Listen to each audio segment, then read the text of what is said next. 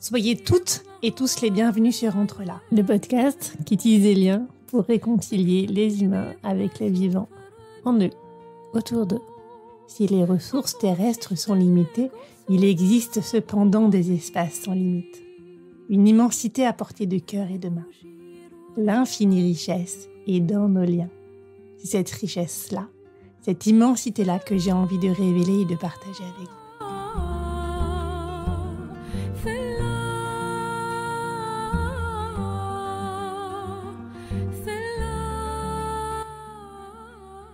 Nous sommes tous des archipels. Toute vraie rencontre nous transformant. Il s'agit de changer en échangeant sans se perdre ni se dénaturer, selon la belle formule d'Édouard Glissant. Voilà ce dont nous parlons aujourd'hui avec Philippe Pierre. Philippe Pierre est docteur en sociologie de l'IEP de Paris, consultant et ancien DRH chez Total et L'Oréal. Il est l'auteur de 14 ouvrages et d'une 50aine d'articles scientifiques dans des domaines des ressources humaines et de la sociologie de l'entreprise. Il a co-dirigé pendant près de 10 ans le master de management interculturel de l'Université Paris-Dauphine et il intervient comme expert auprès d'entreprises, d'associations, d'ONG. Ses recherches récentes portent sur les identités culturelles dans la mondialisation, la socialisation des cadres mobiles, les organisations apprenantes, le courage managérial, l'intergénérationnel. Cet entretien très riche est en 2 parties. Dans ce premier épisode, Philippe nous parle d'interculturalité. Il définit pour nous différentes manières d'être ensemble face à des cultures et des façons de faire différentes des nôtres. Il parle des politiques de diversité et de l'importance de l'équité. Identifier et assumer des différences qui profitent à tous. On est dans la reconnaissance, on marque des différences utiles, ce qui permet d'innover et d'élargir la part du gâteau à distribuer, nous dit-il. Enfin, Philippe parle des personnes atypiques, singulières. Il montre la richesse qu'elles apportent aux organisations et comment travailler avec elles. Une personne talentueuse, dit-il, a l'intelligence de l'autre, l'intelligence de la relation. On s'en souvient parce qu'elle nous a fait grandir. Elle fait voir la vie sous un autre angle et elle amène à des bifurcations. Dans le prochain épisode diffusé la semaine prochaine, nous continuerons ce cheminement sur l'interculturel, les personnes atypiques et l'art de vivre ensemble comme des frères, en étant lucides et bien conscients de la violence du monde et des rapports de force. Chère auditrice, chers auditeurs, cet épisode et ce podcast Entre là sont pour toi. Bonne écoute, Entre là!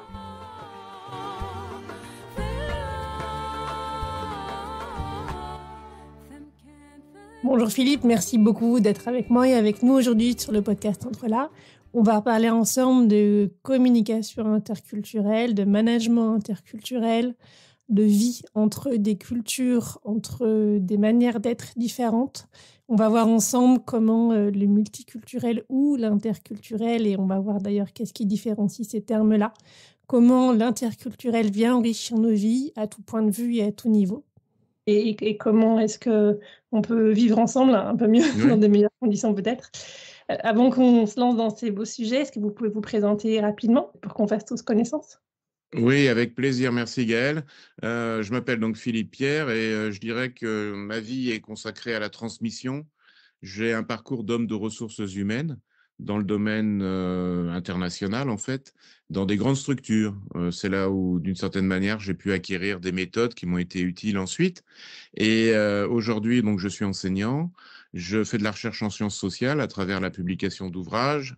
J'ai une thèse de sociologie qui était consacrée aux expatriés. Comment, quand on change de pays, quand on franchit les frontières à la fois physiques, sociales, culturelles ou psychologiques, on se voit se transformer, soi et les siens. Et aujourd'hui, j'ai la grande chance, en fait, de pouvoir exercer cette vocation de transmission à des chefs d'entreprise, à des managers, à des partenaires sociaux, des associations humanitaires. Voilà, je suis extrêmement sensible au fait de m'immerger dans des contextes culturels très différents et d'essayer, autant que faire se peut, de pouvoir être utile et ouvrir, comme vous l'avez évoqué, aux horizons de l'interculturel. J'ai été très intéressée quand j'ai lu vos ouvrages qu'on citera en référence. Et, avant de vous lire, de vous découvrir, j'avais lu les travaux de Hofstede. Oui, et puis le bouquin d'Erin Meyer. Oui. C'est un peu des grilles culturelles Bien pour sûr. arriver à comprendre comment fonctionnent les uns et les autres. L'avantage, c'est ces grilles, comme toutes les catégories, elles aident un peu à s'adapter puis à s'ouvrir à d'autres perspectives. On peut aussi s'enfermer dedans. Et puis, c'est toujours le problème des catégories. Vous vous affirmez que l'homme est un archipel, une collection de plein de choses. Donc ça, c'est très intéressant, intriguant. Est-ce que vous voulez nous expliquer un peu davantage ce que vous mettez Oui, ça, comment ça oui, se passe? oui, oui. Bah, dans le domaine de la recherche en interculturel, avec Erin Meyer ou Gert Hofstede ou Fons Trompnars ou Edward Thiol, vous citez des personnes importantes. Le principal intérêt de leurs travaux, c'est qu'en comparant des ensembles collectifs, souvent les États-nations, ils vont nous aider, souvent avec finesse, à analyser en fait des habitudes, des manières de faire. Et donc, on va pouvoir en tout cas, on peut le penser, anticiper un certain nombre d'incompréhensions, ce que parfois on appelle de manière un petit peu, je dirais, trop forte, des chocs culturels. Et on va être plutôt dans une analyse comme ça, duale. Comment bien travailler avec des Chinois et se préparer à bien travailler avec des Chinois peut être utile. Mais quand on est au terrain, et ces auteurs d'ailleurs le savent parfaitement, hein, quand on est au terrain, en fait, on va voir émerger d'autres appartenances, d'autres modes d'identification. Dans un grand pays comme la Chine, on peut penser aux régions, on peut penser aux différences de classe d'âge, on peut penser à une situation extrêmement citadine ou une situation encore rurale. Et donc, moi, dans mon travail, depuis maintenant une trentaine d'années, je m'intéresse à associer culture, au sens collectif, et identité dans un sens plus individuel. La culture renverrait plutôt à que sommes-nous et le domaine des identités à qui je souhaite devenir. Et donc ça c'est quelque chose qui m'intéresse beaucoup, partant de l'idée qu'on est toujours plus que ce que les autres nous disent que nous sommes. Et que donc nous sommes des êtres qui revendiquons en permanence de pouvoir sortir de l'assignation, de l'étiquetage. Et c'est pour ça que oui, je peux dire consacré une partie de ma vie, dans mes livres, dans mes enseignements, à essayer de sortir de l'approche comparatiste, à m'enrichir d'approches ethnographiques, comme le travail de Philippe Diribarne, sociologue, et puis progressivement à m'intéresser à ces identités en construction, ces femmes et ces hommes pluriels, qui font des ponts, des liens et des correspondances entre les mondes. Et là, du coup, on va retrouver la belle figure de l'archipel, que j'emprunte notamment au philosophe Édouard Glissant, qui fait qu'à l'intérieur de nous émerge souvent en fait l'équivoque, la contradiction, le tiraillement, mais aussi l'enrichissement possible. Et donc, avec beaucoup d'autres, Eval Moutabazi, Michel Soquet, Jean-François Chanlat, Esna Caillot, un certain nombre d'amis maintenant, nous essayons de proposer une sociologie des identités plurielles. L'idée, finalement, c'est que derrière, on a presque chacun sa propre culture, parce que quand on regarde dans un pays, une région, finalement, chaque Oui, famille aussi a sa culture. Je me souviens qu'il y a une vingtaine d'années, quand que j'étais mariée à quelqu'un qui est algérien, et on me disait, mais là, vous devez avoir un sacré choc culturel. Et j'avais dit, ben, en fait, au moins, on sait où sont les... Et alors que finalement, moi, avant, j'étais une quinzaine d'années avec quelqu'un qui était de la même ville que moi, mais on n'avait oui, pas la même culture familiale. exactement. Et donc, nous sommes en quelque sorte des palimpsestes de différences multiples. Et pour pouvoir appréhender le caractère unique de la personne, on doit superposer les calques de compréhension. C'est très important. La culture nationale est un élément qui va m'amener peut-être à essayer assez tôt, assez vite de voir la force des conditionnements, le poids des déterminismes. Très bien, mais ça, c'est un calque. Puis ensuite, comme vous venez de le dire, Gaël, en fait, très tôt, très vite, on va avoir le calque de la classe sociale extrêmement puissant qui va chez moi façonner des autocensures, qui va m'empêcher à un moment donné de prendre la parole en public parce que petit, j'ai jamais pris la parole et que je suis impressionné par ces personnes qui parlent avec autant d'aisance. Donc, et puis déjà émerge un troisième calque, la place dans la fratrie, et puis un quatrième, euh, mon orientation sexuelle, mon identité sexuelle, un certain nombre de dimensions de mon existence qui touchent davantage à l'intime. Et donc, je crois qu'il est temps, en fait, de s'armer de clés de compréhension pour pouvoir voir comment, autour de nous, nos contemporains opèrent des bricolages, peut-être même vivent des stratégies identitaires. Partant, vraiment, j'insiste sur ce point, que nous sommes toujours plus que ce que les autres nous disent que nous sommes. Mais ça, une fois qu'on a dit ça, entre la personne migrante, exilée ou sans papier, et puis ces personnes qui vivent dans les ghettos du Gotha, on voit apparaître en quelque sorte deux types d'humanité, là. Hein. Une société fragmentée où personne ne se parle. Dans l'archipel, il y a aussi une visée, je dirais, utopiste et peut-être même humaniste. Je vais utiliser la jolie citation d'Édouard Glissant, ce philosophe de la relation. Édouard Glissant, quand il pense à l'archipel, évoque cet élément, changer en échangeant sans se perdre ni se dénaturer. Changer en échangeant sans se perdre ni se dénaturer. Pour moi, dans une perspective interculturelle du bricolage des identités, il y a une lutte contre les discriminations, contre le fait d'être assigné à résidence, de papier ou de nationalité, et une possibilité d'enrichissement mutuel. Et je sais que vous êtes très attaché à cette perspective d'intelligence collective. Dans l'idée qu'on est toujours plus que ce que les autres voient, c'est vrai qu'on a tendance à avoir des groupes un peu comme des catégories Oui, qui seraient tous un peu pareils, alors que nous, au sein d'un groupe, on se voit par nos différences. Donc il y a une espèce de grand biais de ce type. Comme vous disiez, on s'enrichit, enfin l'autre nous enrichit. C'est vrai qu'une vraie rencontre, elle nous transforme. Quand on ah oui, rencontre les gens de manière superficielle, effectivement, il ne se passe pas grand-chose, mais quand on rencontre vraiment quelqu'un, il me semble qu'on n'est oui. plus la même personne. Il y a quelque chose en nous qui a changé, en fait, par cette rencontre. Et quelque chose, Oui, peut-être oui. une part de nous qui s'est éveillée, qu'on n'avait pas Ah mis autre oui. jour avant. Enfin, il y a vraiment quelque chose oui, qui nous transforme dans la rencontre. Bien sûr, ce n'est pas la Seine, ce n'est pas le bois de Vincennes, mais c'est bien joli tout de même, à Göttingen, à Göttingen. Pas de quai, pas de rengaine, qui se lamente et qui se traîne, mais l'amour y fleurit quand même, à Göttingen, à Göttingen. Ils savent mieux que nous, je pense, l'histoire de nos rois de France, Hermann, Peter, Helga et Hans, à Göttingen. Et que personne ne s'offense, mais les contes de notre enfance, il était une fois commence, à Göttingen. Bien sûr, nous avons la Seine, et puis notre bois de Vincennes. Mais Dieu que les roses sont belles, à Göttingen, à Göttingen. Nous avons nos matins blêmes et l'âme grise de Verlaine.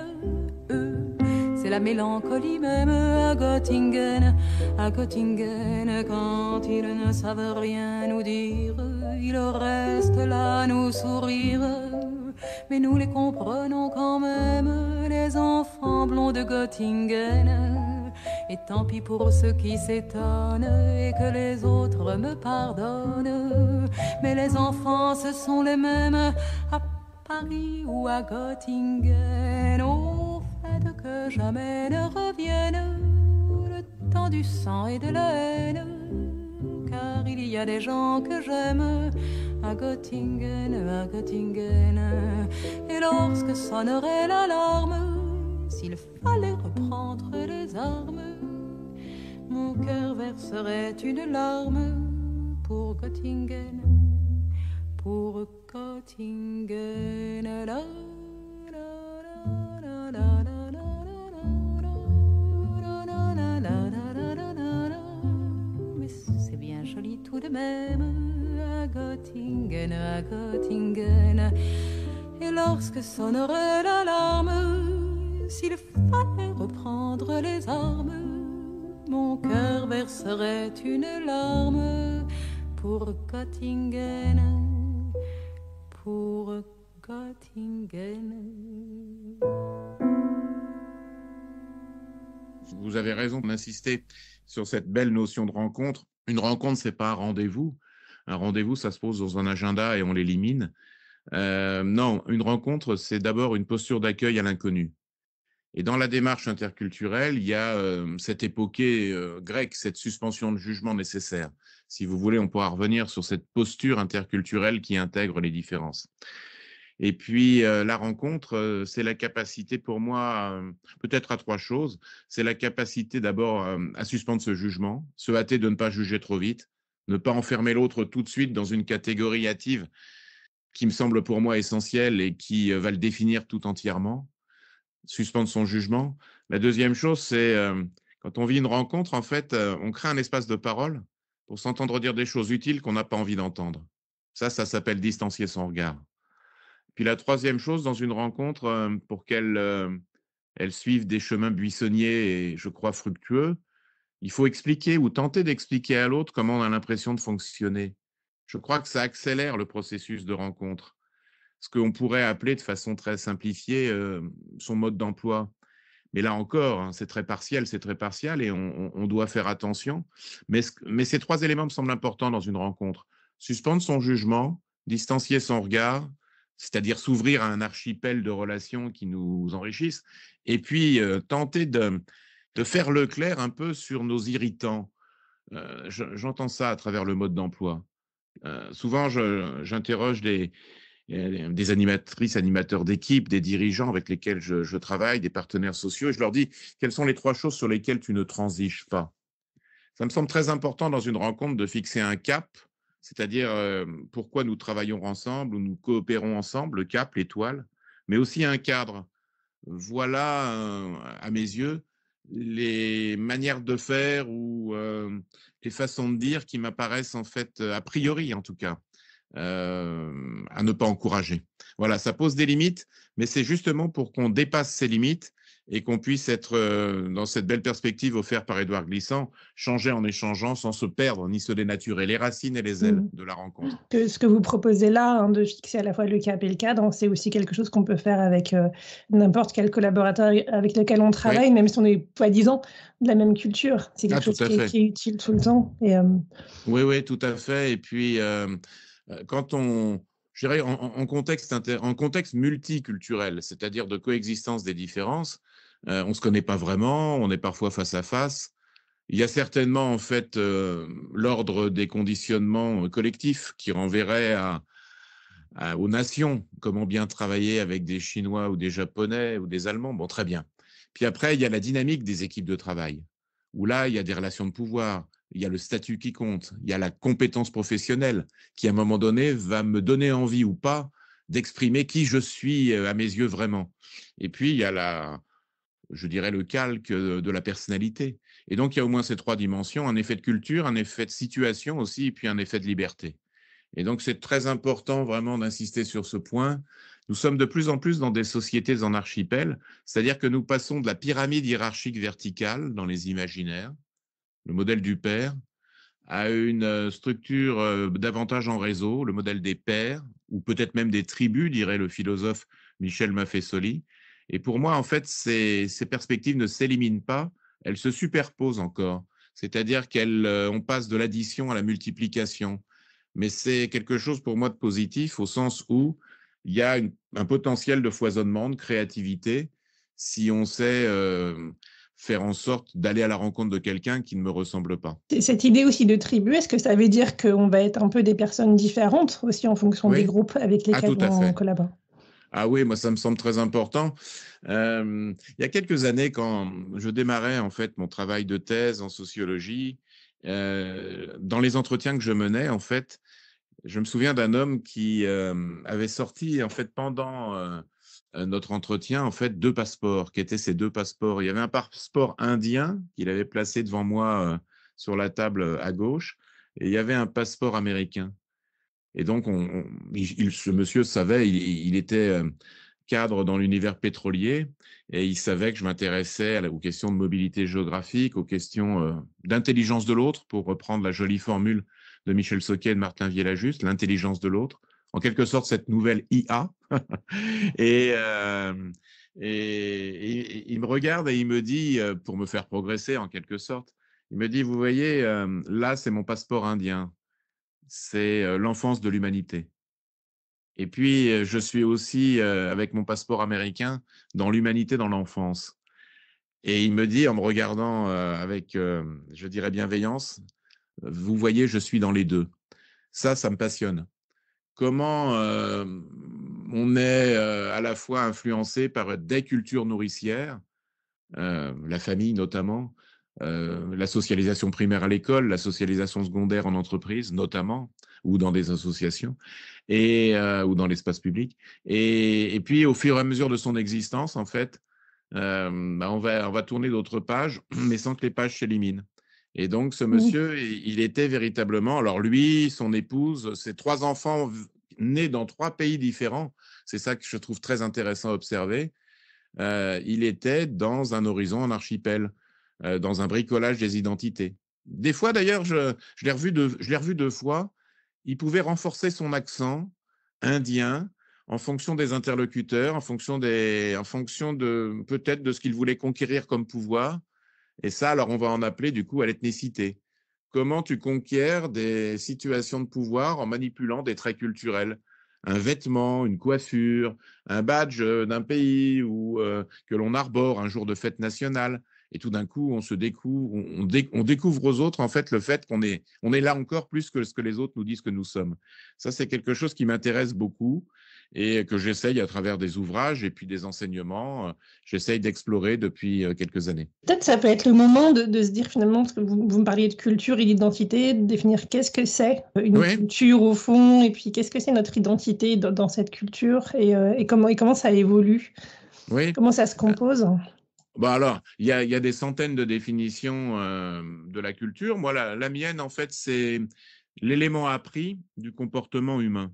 L'élément appris du comportement humain. Ce qui nous accompagne sans même que nous y pensions et qui va progressivement, à mesure que l'on rencontre d'autres personnes, que l'on vive la rencontre, nous structurer et faire en sorte qu'à un moment donné, en fait, ces rencontres, en fait, vont nous amener, pour une part, à sortir de nos conditionnements et de nos déterminismes. Et donc, cet élément appris du comportement humain, on pourrait le voir comme un boulet qu'on traîne. Bah, c'est le cas hein, en certaines situations. J'évoquais tout à l'heure, en fait, ces jeunes qui ne se donnent pas le droit de prendre la parole dans des espaces publics parce que petits, dans leur famille, on ne parlait pas à table et on ne défendait pas forcément ses idées. On était dans le mutisme ou le silence. Parfois même, on mangeait seul. Il est évident, en fait, que projetés dans d'autres situations sociales, ces jeunes auront toutes les difficultés du monde à pouvoir valoriser des traits culturels propres à leur culture. Et donc, il faut bien avoir toujours ça en tête. Nos compétences n'émergent, comme vous l'avez dit d'ailleurs, Gaëlle, que dans la rencontre. Et puis, elles émergent parce qu'on a un désir d'identification. On a un désir de rejoindre des groupes que l'on estime valorisants. Et ça, on va donc du coup tourner notre regard vers cette dynamique identitaire. J'aime beaucoup prendre cette jolie image de Claude Lévi-Strauss quand j'évoque l'identité. Le massif corallien. C'est à la fois toujours la même chose quand on regarde ce massif corallien sous les mers de loin, mais quand on s'approche, ce n'est jamais la même chose. Et donc ça, cette oscillation, cette alternance des codes, elle est, je crois, très intéressante à saisir. Et elle revient à cette phrase qui structure là, notre propos. On est toujours plus que ce que les autres nous disent que nous sommes, c'est-à-dire qu'il y a ce que je revendique subjectivement, qui en appellerait à l'identité, et il y a ce que les autres m'accordent socialement, qui en appellerait davantage au collectif et aux cultures. La personne se situe, ou le sujet se situe à l'interaction de ces deux pôles. Et donc, moi, je me suis beaucoup intéressé à ces situations comme ce monsieur qui joue de ses deux passeports pour pouvoir m'envoyer des informations et me dire qu'il prend plaisir aussi à être dans ces interstices, dans cet entre-deux. On a vraiment besoin aujourd'hui d'une sociologie des entre-deux, une sociologie des interstices, de celles et ceux qui sont en train de bricoler culture nourricière, culture du pays d'accueil, et puis aussi, ça peut être culture linguistique des espaces de travail dans lesquels ils opèrent, de ces personnes qui vont parler avec leurs enfants dans une langue, qui vont parler avec leurs collègues de travail dans une autre, et qui peuvent parler à leurs parents à distance aujourd'hui dans une troisième. Ça, c'est, je crois, une perspective passionnante parce qu'elle est utile aussi aux sociétés en construction, de modernité tardive, pourrait-on dire, et qui vont nous amener en fait à faire la part belle à ce regard que j'appelle interculturel. Alors, puisque nous définissons un peu les choses, pour moi, il y a trois modes de traitement des différences. Il y a une approche monoculturelle où le verbe fort, c'est j'assimile. Je te transforme en chose et la chose, c'est moi. Je sais toujours à l'avance ce qui est bon pour toi. Moi, le siège de l'entreprise et toi, la filiale. Moi, l'ancien et toi, le jeune. Moi, la capitale du pays et toi, la province. C'est-à-dire que on veut faire le bien des autres à leur place. Alors, évidemment, ça a deux faces. Il y a une face que je crois ancrée dans l'histoire et qui reste vivace, c'est l'universalisme. Je transforme en chose et la chose, c'est moi, mais je l'espère pour de bonnes raisons. Pour l'idée que je me fais du progrès, pour te sortir de ton ignorance, à mesure de l'éducation que je vais essayer en fait de te prodiguer. Ça serait plutôt l'universalisme. Et puis, à l'échelle de la confrontation, notamment des pays, on voit bien le facteur d'impérialisme. C'est-à-dire, je te transforme en chose et la chose, c'est moi, mais nous ne partagerons jamais une même commune humanité. Tu ne seras jamais à mon niveau. Et j'entretiendrai parfois même euh, cette différence hiérarchique qui me semble constitutive de ma personne. Et oui, parce que dans l'interculturel, il y a qui vraiment… protège celui Qui protège, voilà. Il y a vraiment, exactement, qui protège, qui me protège en fait dans mon barricadement, qui me protège dans la certitude que j'ai d'une certaine manière de valoir plus que toi. Qui enferme en même temps, parce que finalement, à chaque fois qu'on met les gens dans des boîtes, on se met dans une boîte en face. Exactement. Quand je disais, je te transforme en chose et la chose, c'est moi. Dans les deux cas, on n'est plus que des objets, quoi. Donc, complètement. Parce que finalement, l'individualité dont vous parlez, enfin, le fait d'être comme ça, de pouvoir parler une langue avec les uns, une langue avec les autres, enfin, ça donne une liberté immense. Ça donne des possibilités de bourgeonnement, si je prends une métaphore botanique, et puis, ou même rhizomatique, si je m'inspire de Gilles Deleuze et de Félix Guattari. Ça émerge. Il y a un effet d'événement, il y a une catastrophe qui fait au sens positif, de René Thom, le mathématicien, au sens où tout d'un coup, il y a quelque chose qui se passe en fait que je n'avais pas anticipé et qui me semble intéressant, voire séduisant, le domaine du jeu, JEU. Et donc ça, on voit bien que oui, vous l'avez dit, l'approche monoculturelle nous transforme en cailloux, elle nous réifie. Attention, elle peut aussi nous faire sortir à un moment donné d'un aveuglement, d'une ignorance, parce qu'on nous transmet des choses qui nous sont utiles et qui vont nous amener à un cadre habilitant. Alors ça, c'est une approche monoculturelle à grands traits. Puis il y a une deuxième perspective, c'est multiculturelle. Là, le verbe fort, c'est coexister. On vit côte à côte, mais on ne se connaît pas vraiment. Ce qui me vient à l'esprit, ce sont certaines grandes villes à l'échelle mondiale où on a des quartiers qui sont façonnés à travers des appartenances communautaires. On partage le même drapeau, peut-être, oui, sûrement même, mais on n'a plus la même langue et on n'a même plus la même monnaie, parce qu'avec l'arrivée des crypto-monnaies et d'un certain nombre en fait, de moyens d'échange nouveaux, on n'a peut-être même plus la même monnaie, les mêmes systèmes d'épargne. Et pourtant, on se dit de la même nationalité. Ça montre bien en fait les limites des approches comparatives dont on parlait tout à l'heure, et la nécessité en fait de parvenir à une troisième approche interculturelle.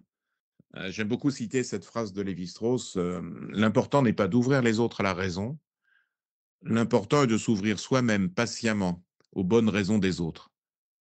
Je trouve que dans cette phrase, il y a vraiment l'essence d'une posture interculturelle. Pour être proche, il faut s'approcher.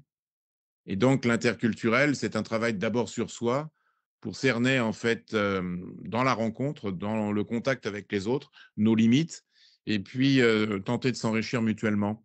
Alors, c'est un projet politique, c'est aussi ce qui s'opère, comme on l'a dit, pour des personnes, dans le meilleur des cas, qui franchissent des frontières, qui vont travailler en différents mondes, et puis progressivement, qui vont apprendre différentes langues.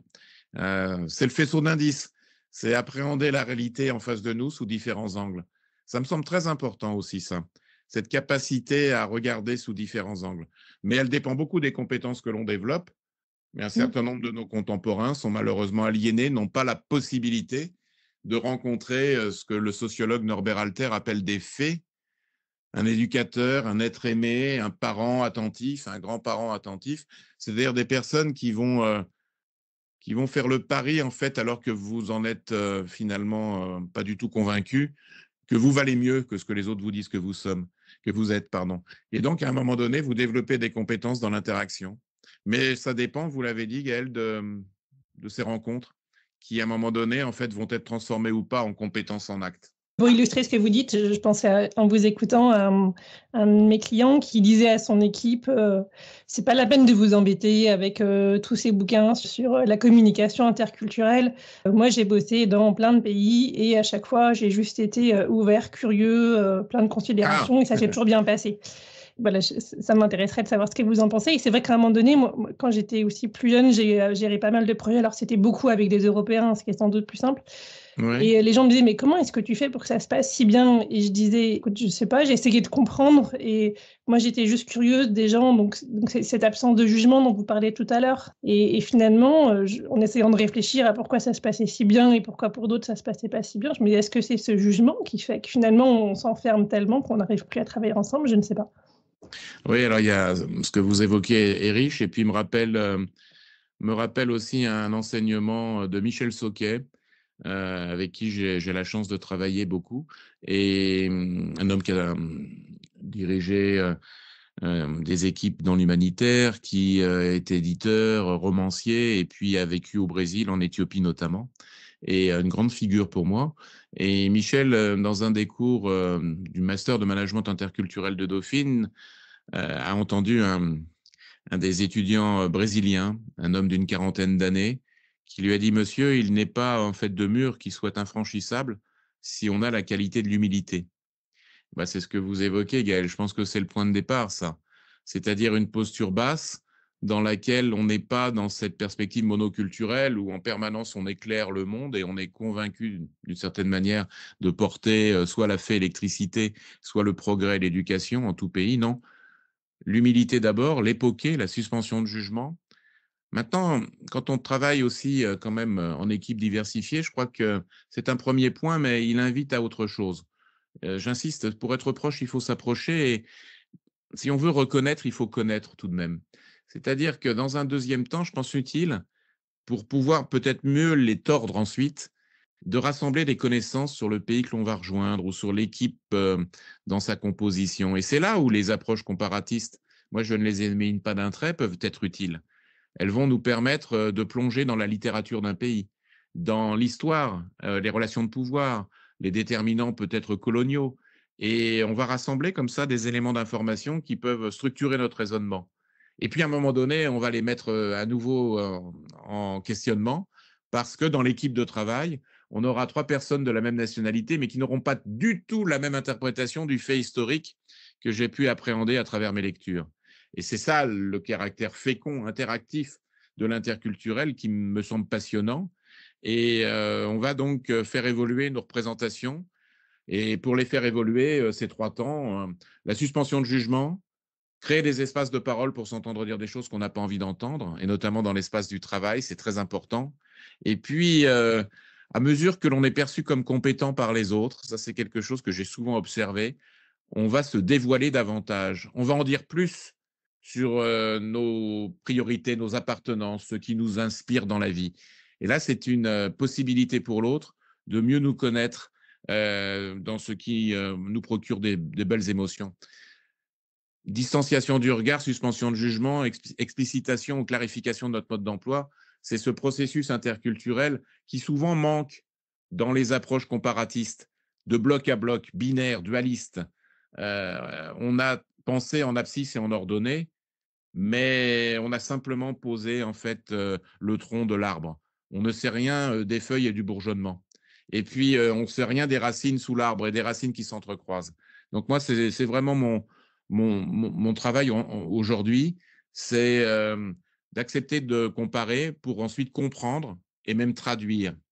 Et m'apercevoir souvent qu'on se déclare véritablement dans sa culture quand on a l'impression dans l'équipe de travail où on est qu'on est perçu comme compétent. Ça m'apparaît une dimension très, très importante.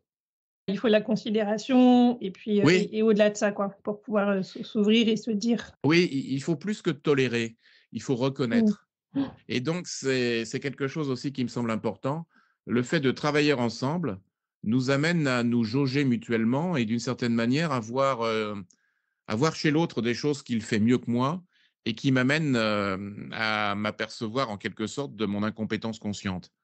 Alors on pourrait s'arrêter là et on pourrait se recroqueviller parce qu'on ne veut pas, d'une certaine manière, être moins bien évalué qu'elle ou que lui. Mais une dynamique interculturelle, c'est aussi une morale de l'énergie. C'est une volonté. Il faut vouloir, disait Vladimir Yankelevitch, le philosophe. Et donc, une perspective interculturelle, c'est un pari qu'on fait sur l'avenir et d'une certaine manière, c'est un engagement responsable envers soi. Il fait mieux les choses que moi. Je pourrais en être meurtri. Il est mieux évalué dans cette équipe que moi. Je vais essayer de découvrir en fait la manière dont il opère et je vais essayer progressivement en fait non pas de faire exactement comme lui, je n'y parviendrai pas, mais de trouver ma propre recette avec ma propre éducation, mon propre parcours culturel. Et là, ça dessine ça le visage d'équipes qu'on va appeler diversifiées, même si je n'aime pas beaucoup le mot de diversité. D'ailleurs, justement, effectivement, il y a des politiques de diversité, hein, vous en parlez dans votre livre de management interculturel. Qu'est-ce que ça vient faire dans cette histoire de management interculturel, les politiques de diversité? Ouais, je vous remercie beaucoup pour cette belle question, parce que j'aime pas le mot de diversité parce que je le trouve un peu fourre-tout et un peu valise. C'est-à-dire, la diversité, c'est le caractère de ce qui est pluriel dans nos existences. Depuis le premier jour de nos existences, peut-être même depuis le premier jour jusqu'à trépas, nous sommes différents les uns les autres sur cette terre. Nous sommes tous différents. Et donc, la diversité, pour moi, c'est pas un idéal politique. C'est pas quelque chose qu'on doit conquérir. Par contre, c'est certainement quelque chose que les méfaits de l'existence humaine peuvent altérer. Alors là, oui, je m'y retrouve. Il faut protéger cette diversité, la protéger comme un trésor. Mais pour moi, dès qu'on pense diversité, caractère pluriel, on doit penser équité. Et j'y suis davantage favorable. Je vous en propose du coup une définition. Identifier et assumer autour de nous ou dans nos équipes de travail des différences qui profitent à tous. Identifier et assumer des différences qui profitent à tous. Là, on ne tolère pas simplement. On n'est pas dans la diversité, on est dans la reconnaissance, c'est-à-dire que l'on va clarifier les critères sur lesquels on évalue les autres, on va tenter de mieux expliquer à l'autre comment on a l'impression de fonctionner, et on va d'une certaine manière marquer des différences utiles. Car en encourageant ceux qui sont atypiques, singuliers, différents, pas comme nous, on va se donner le droit en fait qu'ils innovent avec nous, et on va se donner le droit d'élargir la part du gâteau à distribuer. Ça me semble très important. La diversité, c'est tolérer. L'équité, pour moi, c'est reconnaître et d'une certaine manière, en fait, au contact de quelqu'un de différent, pouvoir mieux reconnaître en moi et mieux essayer de lutter parfois en moi contre mes tiraillements, mes dissonances et mes écarts. Alors après, il y a des politiques de diversité, mais qui souvent, en fait, se cantonnent à rendre compte. On remplit du tableau de bord, on remplit des indicateurs de progrès, des critères de mesure. Mais ça, on le sait souvent. À l'échelle d'un quartier, on sait qu'il n'a pas de boulot en fonction d'une couleur de peau. On sait que l'accent dans une conversation et un entretien de recrutement peuvent être des choses qui vont handicaper la personne socialement. On le sait. Donc, je crois, moi, qu'il est temps d'agir. Et pour moi, l'action, c'est l'interculturel. Léon Gambetta disait que pour faire des égaux, en fait, il ne s'agit pas de le compter, il ne s'agit pas de mettre en statistique. Non, il faut faire des égaux, véritablement. Et donc, c'est la différence que je fais entre trois niveaux. La lutte contre les discriminations, qui renvoie à la loi, qui renvoie à des sanctions qui sont parfois souhaitables, de ceux qui traitent en situation comparable de manière différenciée et injuste. Ça, c'est la lutte contre les discriminations. C'est un de mes ouvrages écrit avec mon ami Eval Moutabazi il y a quelques années. Et puis ensuite, il y a ce deuxième niveau, c'est les politiques de diversité, mais elles ne sont pas sanctionnables par la loi, elles sont sanctionnables par l'effet de réputation, par des chartes, des labels. Donc ça, on peut contourner l'obstacle souvent. Et puis la troisième chose, c'est le management interculturel. Ce sont les recherches interculturelles qui là, vont nous amener à mieux se comprendre dans ces grandes dimensions de l'existence que sont le rapport au temps, la chronémie, le rapport à l'espace, la proxémie, le rapport à la nature, le rapport à l'autorité, à l'âge, voilà. Et pour moi, il y a ce fil de l'altérité entre ces trois niveaux nécessaires. La lutte contre les discriminations, la gestion des équipes diversifiées et la compréhension de soi à travers des grandes variables culturelles qui sont à l'œuvre.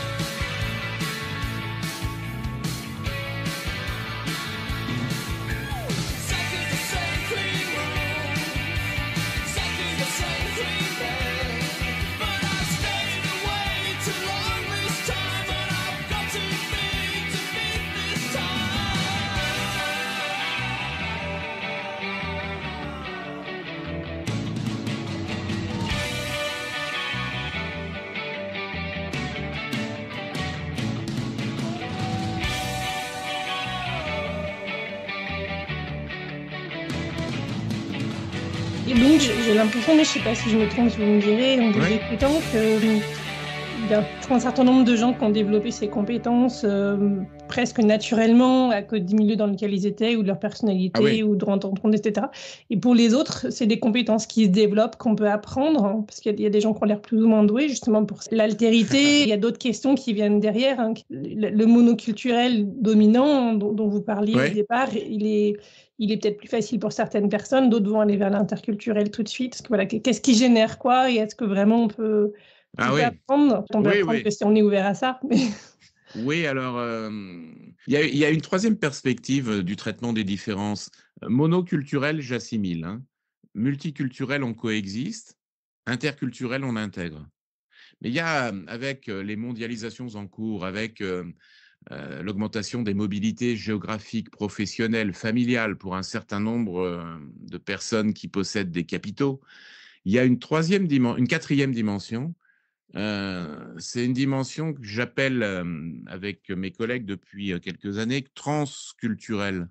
Et elle n'est pas favorable à mes yeux. C'est-à-dire que ce sont des êtres mondialisés qui sont de passage et qui vont frayer souvent dans le même cercle social. J'utilisais tout à l'heure cette expression, les ghettos du Gotha, des sociologues Pinson-Charlot, et il faut avoir toujours en tête qu'on ne naît pas avec des compétences interculturelles. C'est absolument faux. Par contre, il y a des personnes qui vont nous faire croire qu'il y a une bonne façon de faire, qu'il y a des rapports dominants que l'on doit acquérir et qui signent une appartenance à une élite mondialisée.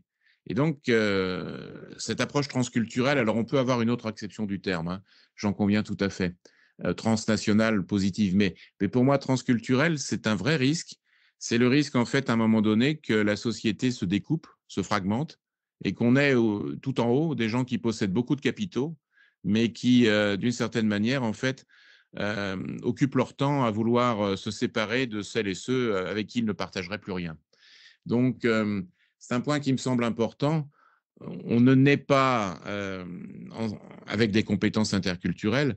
C'est d'abord l'environnement apprenant qui va faire germer en nous des choses qui vont nous amener à cultiver ou pas cette volonté d'aller à la rencontre de l'intelligence de l'autre. Et puis, il y a différentes manières d'être, je dirais, atypique ou singulier.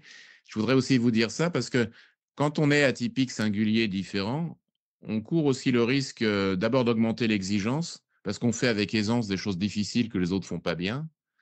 On décode et décrypte peut-être plus vite que les autres parce qu'on a, dans notre parcours de vie, eu à se méfier en fait de situations dangereuses pour nous. Et puis, on a un peu comme un chasseur qui a cultivé une sorte de seconde nature ou un chien de chasse. Et donc, il faut toujours insister sur un point, c'est que, et Norbert Alter, le sociologue, le fait avec brio, les itinéraires de patrons atypiques et la force de la différence sont aussi souvent des situations un peu de violence dans laquelle la personne atypique ou singulière, elle est mise à mal par des personnes que j'appelle des pH neutres. C'est-à-dire que ces pH neutres, en fait, ne supportent pas que quelqu'un fasse quelque chose qu'ils ne parviennent pas à faire. Et à un moment donné, ils vont chasser en meute.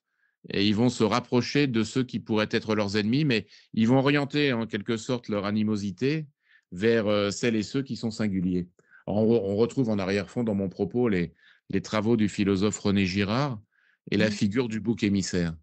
Quand deux groupes humains se craignent et se confrontent, pour dépasser leurs antagonismes, leur rivalité mimétique, il arrive souvent en fait que plutôt que d'entrer mutuellement en guerre et d'une certaine manière disparaître de l'échiquier, ils vont tourner leur regard vers celles et ceux qui sont fragiles et vulnérables. Oui, qui créent un ennemi commun.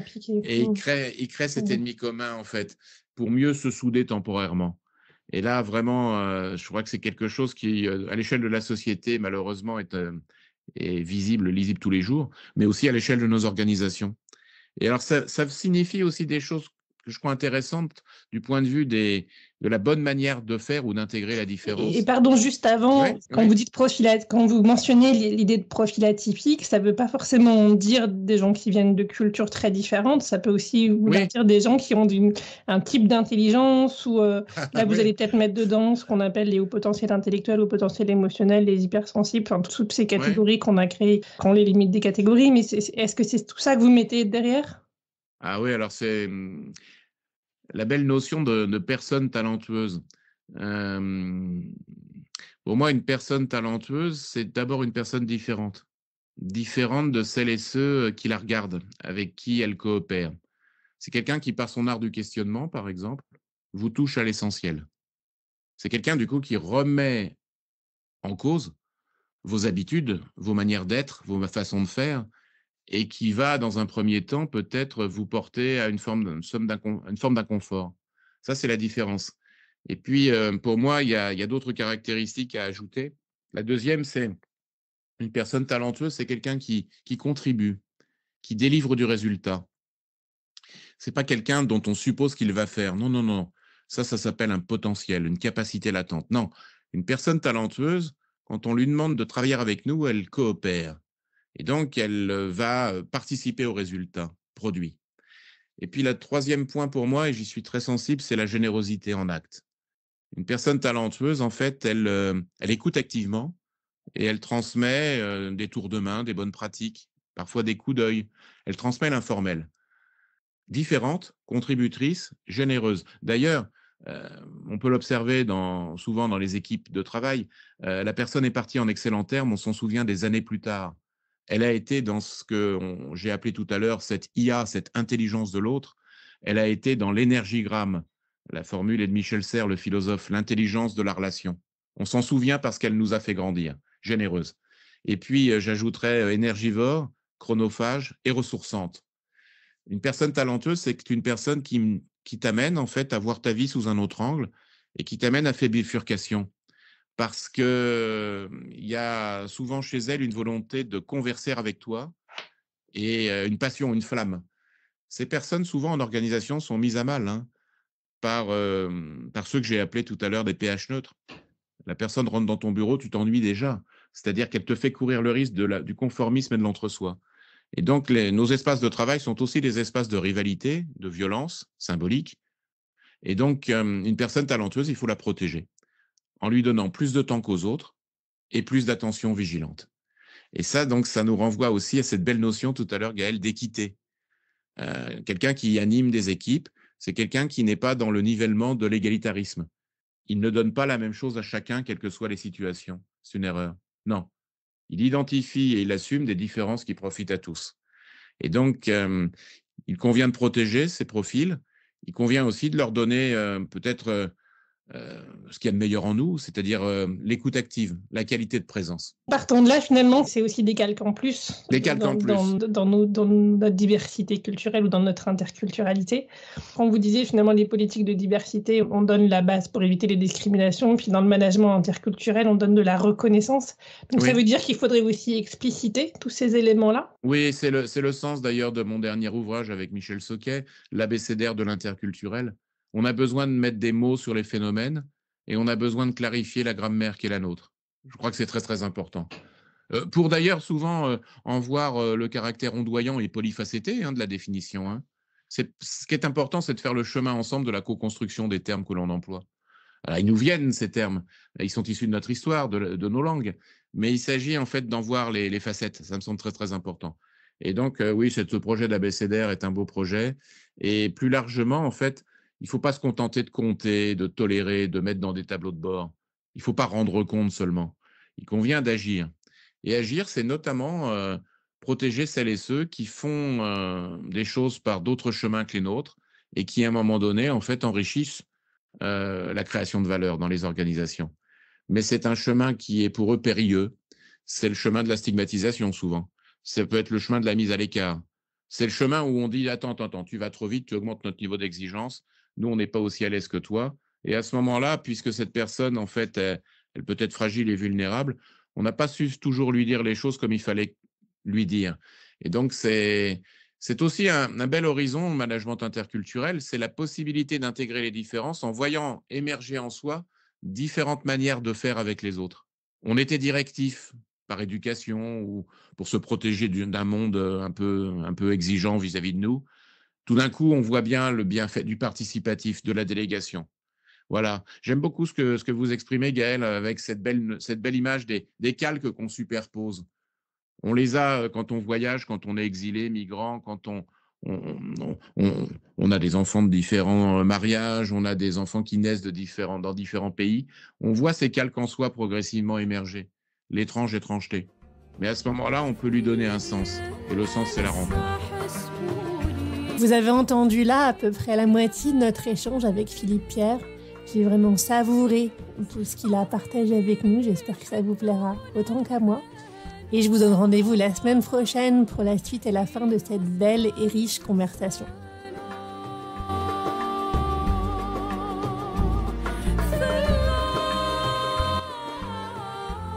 Si vous voulez en savoir davantage sur Philippe Pierre, si vous voulez connaître ses travaux, découvrir ses livres, et même en lire 2 que nous allons vous proposer sur le site entrela.org qui met gentiment et gracieusement à votre disposition, vous trouverez, comme d'habitude, toutes les informations utiles dans la description de cet épisode.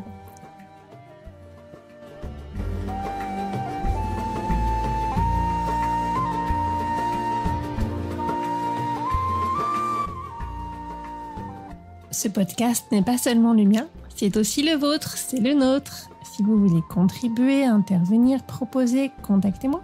Si vous avez aimé cet épisode, partagez-le autour de vous, mettez des étoiles pour le noter et abonnez-vous pour ne pas manquer les prochains. À très bientôt!